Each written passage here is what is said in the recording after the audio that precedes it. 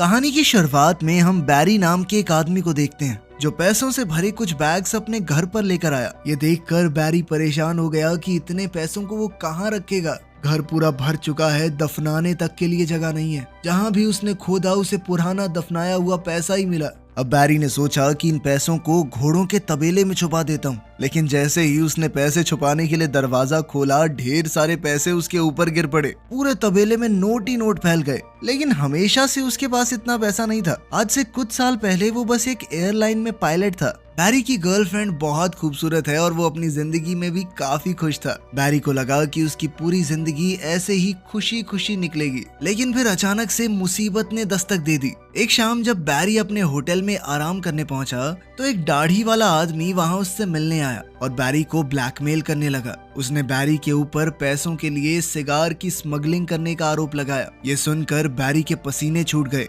क्योंकि अगर ये बात बाहर निकली तो उसकी बदनामी हो जाएगी। उसका पायलट का लाइसेंस रद्द कर दिया जाएगा। फिर क्या करेगा वो जिंदगी में। बैरी को घबराया हुआ देखकर इस आदमी ने बताया कि वो एक CIA एजेंट है और उसका नाम है मॉन्टी। फिर बैरी को उसने अपनी टीम से मिलवाया। वो बैरी को एक गुप्त जगह पर ले गए जो जहाज रखने की जगह थी। वहां उस वक्त का सबसे तेज प्लेन देखकर बैरी की आंखें चमक उठी। इस प्लेन में 2 बहुत ही ताकतवर इंजन थे। बैरी उस प्लेन को बड़े चाव से देखने लगा। मॉन्टी ये देखकर बहुत खुश हुआ और उसने बैरी को उसका मिशन बताया। बैरी को ये प्लेन सेंट्रल अमेरिका के दुश्मन देशों के ऊपर उड़ाना होगा। उसे प्लेन जमीन के पास थोड़ा नीचे उड़ाना है ताकि खुफिया तस्वीरें ली जा सकें। लेकिन ये खुफिया मिशन है, इसकी जानकारी बैरी किसी को नहीं दे सकता, अपनी गर्लफ्रेंड लूसी को भी नहीं। लेकिन बैरी को इस वक्त किसी भी चीज की परवाह नहीं थी। वो बस अपने सपनों के जहाज को उड़ाने के लिए उतावला था। मॉन्टी ने दरवाजे खोले ताकि बैरी जहाज की टेस्ट ड्राइव ले सके।